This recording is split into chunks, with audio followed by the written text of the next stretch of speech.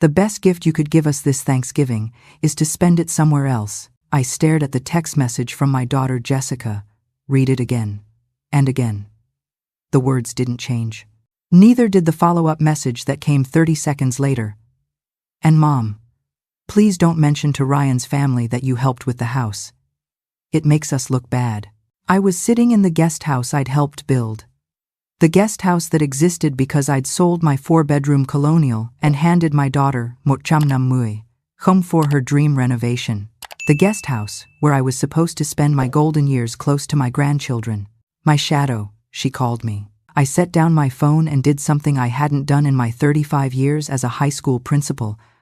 I smiled without warmth, because Jessica had just given me permission to stop being her mother, at least, the kind of mother she'd been taking for granted. How did I get here? Let me take you back 18 months. My name is Patricia Mitchell. I'm 62 years old, and until 2 years ago, I had what I thought was a beautiful life mapped out. My husband Robert died 5 years ago. Cancer, quick and cruel, leaving me with our paid-off house in northeast Portland, a solid pension, and about bonchum, home in savings from our combined careers. Robert had been a civil engineer. I'd been a high school principal for 35 years. We'd had one child, Jessica. She'd been our pride and joy, raised to be independent, thoughtful, and kind. She'd gone to college, become a dental hygienist, married Ryan, a software engineer at Intel. They had 2 kids, Emma, 9, and Lucas, 7. For a while, everything was perfect. Jessica and Ryan had their own lives, their own struggles, their own victories. I was the involved grandmother Sunday dinners, birthday parties, school plays, the kind of relationship that felt healthy. Then Ryan's company restructured. He kept his job, but his team got cut. The workload tripled. Jessica decided to quit her job to be home with the kids full-time. Smart decision, I thought. Those years are precious. But suddenly, money got tight, really tight. They were living in a small 3-bedroom rambler in Beaverton, barely bonchum square feet. 2 kids sharing a room, Ryan working from a corner of the dining room. The walls were thin. Everyone could hear everything. Tension built. That's when Jessica called me one evening, her voice tight with stress. Mom, we found the perfect property. 5 acres in West Lynn. There's a dated ranch house on it, but the bones are good. We could renovate it, add square footage, build a guest house. You could live there, Mom. Wouldn't that be wonderful? The kids would have space to run. You'd be close by. We'd be together. My heart squeezed. After Robert died, the silence in my house had been deafening. The idea of being near Emma and Lucas, of hearing their laughter every day, of being needed again, it was intoxicating. How much? I asked. The property is 680 không. We've been approved for 530 không. We're 150 không short. I heard what she didn't say. They needed me. Let me think about it, I told her. But I'd already decided. I listed my house the next week. It sold in 4 days for 425 không. After paying off some remaining debts and setting aside a small emergency fund, I had exactly 380 không left. I gave Jessica 150 không for the down payment. The plan was this. They'd renovate the main house and build a detached guest house for me. The guest house would be 300 square feet, 1 bedroom, 1 bathroom, small kitchen, living area. Cozy. Mine. I'd contribute another 90 không for the guest house construction. My name would be on the deed for the guest house portion only. Jessica and Ryan's lawyer drew up the paperwork. Everything was legal, clear, documented. Construction took 10 months. I stayed in a small apartment in the meantime, helping with the kids when needed. Every week, I'd drive out to West Lynn and watch my future home take shape. The main house transformation was stunning. They'd added a 2nd story, expanded the kitchen, created a home office for Ryan with soundproof walls. The guest house sat 50 feet behind the main house, connected by a stone pathway through a garden. I moved in last December. That first month was everything I'd dreamed. Emma and Lucas would race down the path after school. Grandma! Grandma! We'd bake cookies. I'd help with homework. Jessica and I would have coffee on my little porch while the kids played. But then, slowly, things changed. January. Mom, since you're here anyway, could you pick up the kids from school today? I have errands. February. Mom, I'm swamped.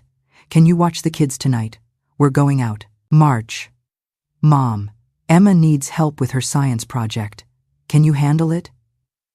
By April, I was picking up the kids 3 times a week, making dinner twice a week, covering every date night, every time Jessica had a hair appointment, a book club, a yoga class. I didn't mind. Not at first. These were my grandchildren. This was why I'd moved here. But then the tone changed. Requests became expectations. Thanks, Mom became. You're home anyway. If I mentioned I had plans, Jessica's face would tighten. I thought you moved here to be involved, Mom. The real shift happened in June. I was in the main house kitchen helping Emma with math when I heard Jessica on the phone in the next room. She was talking to her friend Kelly. Oh, it's amazing, Jessica was saying. Built-in childcare. And Mom pays for it herself. She's living off her pension. Ryan and I are saving so much money. We're thinking about Europe next summer, just the 2 of us. My hands stilled on Emma's workbook. The best part? Jessica continued. The guest house was her idea. So, it's not like we're using her. She wanted this. Something cold settled in my chest. Over the next months, I started noticing more. Jessica never asking if I was available, just telling me when she needed me. Ryan looking uncomfortable but saying nothing. The kids starting to say things like, Mom says you'll take us instead of, can you take us, Grandma? I was becoming the help. In September, I did something I should have done months earlier. I started tracking my time. School pickups, 12 hours a week. Cooking dinner, 6 hours a week. Babysitting, 8 to 12 hours a week. Household help when Jessica was overwhelmed, 5 hours a week. 35 to 40 hours, a full-time job, unpaid. I said nothing. Not yet. I was still hoping this was a phase. That Jessica would remember who I was. Not just Grandma, not just the convenient neighbor. Her mother. Then came the Thanksgiving text. It was early November. Jessica had been planning a big family gathering. Ryan's parents were flying in from Arizona. His sister's family from Seattle. 14 people total. I'd volunteered to make my famous herb-roasted turkey, my grandmother's stuffing, 3 pies. I'd been excited. Hosting had always been my joy. Then that text message arrived. The best gift you could give us this Thanksgiving is to spend it somewhere else. Ryan's family is coming, and honestly, Mom, having you there makes things awkward. They feel like they can't relax. And please don't mention to Ryan's family that you helped with the house. It makes us look bad. I read it 5 times. Then I called my oldest friend, Linda. We'd taught at the same high school for 20 years. She'd retired the same year I did. Linda, I said when she answered. Do you remember when I told you about moving in with Jessica? Oh no, Linda said immediately. What happened? I read her the messages. The line went quiet. Then, Patricia. Honey, what are you going to do? I don't know yet, I said. But something's changed. That night, I couldn't sleep. I lay in my bed in the guest house I'd paid, Chinmui, home to build, and thought about every choice that led me here. Had I been foolish? Naive? Had I enabled this? Yes, to all of it. But that didn't excuse what Jessica had done, what she'd said. The next morning, I called Robert Martinez. He'd been Robert's and my real estate attorney. He'd handled the deed paperwork for the guest house. Robert, I said, I need to know my options. He listened as I explained the situation. When I finished, he was quiet for a moment. Patricia, the guest house is entirely yours. Your name is on the deed. It's a separate legal parcel. You can sell it independently, even though it's on their property. It's not on their property. It's adjacent. The lot lines were drawn to make it separate. That's why we structured it that way, remember? For tax purposes and legal clarity. My heart started beating faster. What's it worth? In this market, conservatively, 280,000 Không to ba trăm. Không. It's new construction. Permitted. Finished to a high standard. And West Lynn has low inventory. You could sell it fast. How fast? If you price it right? 2 weeks. I thanked him and hung up. Then I sat very still, thinking, here's what people don't understand about being a principal for 35 years. You learn to make hard decisions. You learn that sometimes love means letting people face consequences. You learn that rescuing people from their own behavior doesn't help them grow. I'd spent 3 decades watching parents enable their children into helplessness. I'd counseled hundreds of families about boundaries, responsibility, natural consequences, and I'd become exactly what I'd warned against. That afternoon, I texted Jessica back. I understand. I'll make other plans for Thanksgiving. Her response came fast. Thanks, Mom. I knew you'd understand. No apology. No acknowledgement of the cruelty. Just relief. I waited 2 more days. Then I called Robert Martinez back. List it, I said. Are you sure? I'm sure. The sign went up on a Tuesday morning. A simple white and blue real estate sign at the edge of my property. For sale by owner. 285. Không. New construction guest house.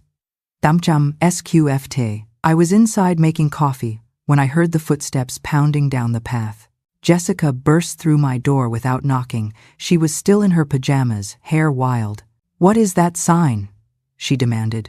I turned calmly from the coffee maker. I'm selling the guest house. You can't do that. Actually, I can. It's mine. But you live here? And now I've decided to live somewhere else. You said yourself that my presence makes things awkward. Her face went red, then white. Mom, that's not... I didn't mean... What didn't you mean, Jessica? That I should disappear for Thanksgiving? That I make your in-laws uncomfortable? That I shouldn't mention helping you buy this property? You're taking that out of context. Am I? I picked up my phone, pulled up the messages. Read them aloud. She flinched at her own words. You can't sell, she said, her voice rising. We need... She stopped. You need what? I asked quietly. Her face crumpled. The income. We've been listing it on Airbnb. When you're not here, we've made Abba come a month. The coffee maker beeped. I poured myself a cup, didn't offer her one. You've been renting out my house without telling me? It's just when you're with the kids, or running errands, or... Stop. She stopped. I gave you 150 không for this property. I paid 90 không to build this house. I've provided free childcare for 11 months, averaging 35 hours a week. At 25 an hour, the going rate for experienced childcare in Portland. That's 38 500 in labor. I've cooked 60 dinners at an average cost of 60 each. That's 360. Should I continue? Jessica's mouth opened. Nothing came out. I have an offer, I said. Cash buyer. Closes in 30 days. They're investors. They're going to rent it out properly. Which you were already doing illegally, by the way, without my permission. Mom, please. I'll be out by December 1st. Where will you go? I sipped my coffee. That's no longer your concern. She stared at me like she'd never seen me before. Maybe she hadn't. I'll talk to Ryan, she said desperately. We'll figure something out. We can pay you for the childcare. We can... Jessica. My voice was gentle now. Not angry. Just sad. The money was never the point. Then what? You told me to disappear. I'm simply complying. She left. I heard her crying as she went back up the path. Ryan called that evening. I didn't answer. He left a voicemail. Patricia, it's Ryan. I know what Jessica said was wrong. I told her it was wrong. I'm so sorry. I should have said something earlier about all the everything. Can we talk, please? I texted back. The sale is final. We'll talk after I move. The next days were chaos. Jessica came to my door 3 times. I didn't answer. Ryan came twice. The second time, I opened the door. He looked exhausted, defeated. I didn't know about the Airbnb, he said. I swear, Patricia. I knew she was cleaning the place more than usual. But I thought, I don't know what I thought. I've been so buried at work. Ryan, I interrupted. You're a good man. But you've been letting this happen. Maybe you didn't know every detail, but you knew Jessica was taking advantage. You knew I was doing more than I should. And you said nothing. His eyes filled with tears. I know. God, I know. I kept telling myself it was temporary, that things would balance out. I'm sorry. I know you are. The kids, he said, his voice breaking. Emma keeps asking when you're coming back from your trip. She doesn't understand why you're not picking them up from school. Lucas cried last night because you weren't there for bedtime stories. That hurt. That was the knife. Tell them, I said carefully, that Grandma needs her own space for a while. That I love them. That we'll see each other soon. Will we?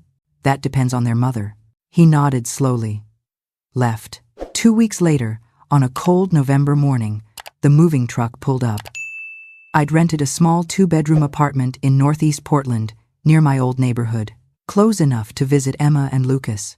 Far enough to have my own life. The buyers had paid cash. 285, không. After Robert's fee and closing costs, I netted 275, không. Combined with my remaining savings, I was financially comfortable. More importantly, I was free. I didn't tell Jessica when I was leaving. But when the truck pulled away, I saw her standing at the window of the main house, watching. Thanksgiving came. I spent it with Linda and her family. Turkey, stuffing, laughter, peace. Jessica called 3 times that day. I didn't answer. That evening, she texted, "The kids are crying. They miss you. I miss you. I'm so sorry." I put my phone down. Didn't respond. December passed. I had Emma and Lucas's Christmas gifts delivered to the house with a note, "Love, Grandma. See you when you're ready to see me." Jessica sent a long email, full of apologies, explanations, justifications, how stressed she'd been, how overwhelmed, how she'd lost perspective. I wrote back one line. Apologies without change are just words. January came. Then February. In March, Ryan called. "Patricia, Jessica's been seeing a therapist." We both are, actually. Couples counseling. She's working through some things. The entitlement, the way she treated you. I'm working on my part too. Not speaking up. Avoiding conflict. That's good, Ryan. Emma and Lucas ask about you every day. That was the hardest part. I'd seen them once, briefly, at Emma's school play. They'd run to me, hugged me tight. "When are you coming home, Grandma?" I'd told them soon. But I hadn't gone back. "They need to understand," I said, "that what their mother did had consequences, that people can't treat you poorly and expect nothing to change." "I know. We've been talking to them about it. Age appropriately. Good." In April, Jessica showed up at my apartment. No warning. I almost didn't open the door, but I did. She looked different. Thinner. Tired. Older. "Can I come in?" she asked. I stepped aside. We sat in my small living room. She twisted her hands in her lap. "I've been working with my therapist on something," she said finally. "A real apology. Not excuses, not explanations, just acknowledgement." She looked up at me. "Mom, I used you. I took advantage of your love for me and for the kids. I treated you like hired help instead of my mother. I was cruel." That text message about Thanksgiving was one of the worst things I've ever done to anyone, let alone you. You'd given us everything, and I told you to disappear. Her voice broke. "I don't have an excuse. Being stressed isn't an excuse. Being overwhelmed isn't an excuse. I was selfish. I was entitled. I forgot that you're a person with your own life, your own needs. I only saw what I wanted from you." She was crying now. "I don't expect you to forgive me. I don't expect you to come back. I just needed you to know that I see it now. I see what I did, and I'm so sorry." I sat quietly for a long moment. "Jessica," I said finally, "I love you. I always will. But love doesn't mean accepting mistreatment. Love doesn't mean sacrificing myself so you can be comfortable. I know. Do you? Because for months, you took everything I gave and asked for more. You never once asked if I was okay, if I needed anything, if I was happy. I know, she whispered. I'm not angry anymore. I continued. I was, for a while. But mostly I'm just sad. Sad that it took losing me for you to see what you were doing. I'm sorry, she said again. We sat in silence. Finally, I said, I'll have Emma and Lucas over for dinner. Next week. Just them. Her head shot up. Really? They're my grandchildren. They didn't do anything wrong. But Jessica, it'll be on my terms. In my space. Not as free childcare. As their grandmother, who loves them and wants to see them. Of course. Yes. Anything. And you and I, we'll take it slow. Coffee once a month maybe. Supervised. Until I see real change, not just words. She nodded, tears streaming down her face. Thank you, she breathed. She left. I closed the door and leaned against it, feeling something shift in my chest. Not forgiveness, not yet. But maybe the beginning of it. Over the next months, I rebuilt a relationship with Emma and Lucas. They came to my apartment every other Sunday. We'd cook together, do crafts, talk. I learned about their lives, their friends, their dreams. Without the weight of obligation, I could just be their grandmother again. Jessica and I met for coffee monthly. She'd tell me about therapy, about the changes she was making. Learning to ask, not demand. Learning to say thank you. Learning to see me as a whole person. Ryan started setting boundaries with his own family, I learned. Told them that Jessica's relationship with me was private, that they needed to respect it. He'd also started helping more at home, actually being present for the kids, instead of buried in work. In August, nearly a year after I'd sold the guest house, Jessica asked if I'd come to Emma's 10th birthday party, at their house. I hesitated. I understand if you're not ready, Jessica said quickly. But Emma really wants you there. And I promise, Mom, you'll be a guest. Not help. Just there. I went. It was awkward at first. Ryan's parents were there, the ones I'd supposedly made uncomfortable. They greeted me warmly, confused about why I hadn't been around. Clearly, Jessica had never told them what she'd said to me. But as the afternoon went on, something remarkable happened. Jessica served me food, asked if I needed anything, thanked me for coming, introduced me to Emma's friends' parents as my mom, who taught me everything I know about being strong. Emma blew out her candles and wished for Grandma to come back to Sunday dinners. I did. Not every week, but some weeks. Now, as I sit in my apartment with the autumn light streaming through the windows, I think about that Thanksgiving message. The best gift you could give us is to spend it somewhere else. Jessica gave me a gift, though she didn't mean to. She gave me permission to remember who I was. Not just a mother, not just a grandmother, but Patricia, a woman who'd run a high school, raised a daughter, loved a husband, and deserved respect. The guest house sold to a lovely couple from California. They rent it out properly, pay taxes on the income, take care of the property. Sometimes I drive by on my way to visit Emma and Lucas, and I feel nothing but relief. This Thanksgiving, I'll be at Linda's again. But Jessica asked if she and Ryan and the kids could come for dessert afterward. Just an hour, she said. Just pie. I said yes. Because here's what I've learned. Boundaries aren't walls. They're not punishments. They're the framework that makes love possible. They're how we teach people how to treat us. They're how we protect ourselves while still keeping the door open. Jessica learned that adults should pay for their own expenses. That help is a gift, not a right. That mothers are people too. But I learned something too. That sometimes the most loving thing you can do is let people face the consequences of their choices. That you can't save people from themselves. That walking away isn't giving up. Sometimes it's the only way to save the relationship. Emma just texted me. Grandma, can you teach me how to make your famous apple pie? Mom says I should learn from the best. I smile and text back. Come over Sunday. We'll bake together. Not because I have to, because I want to, and that makes all the difference.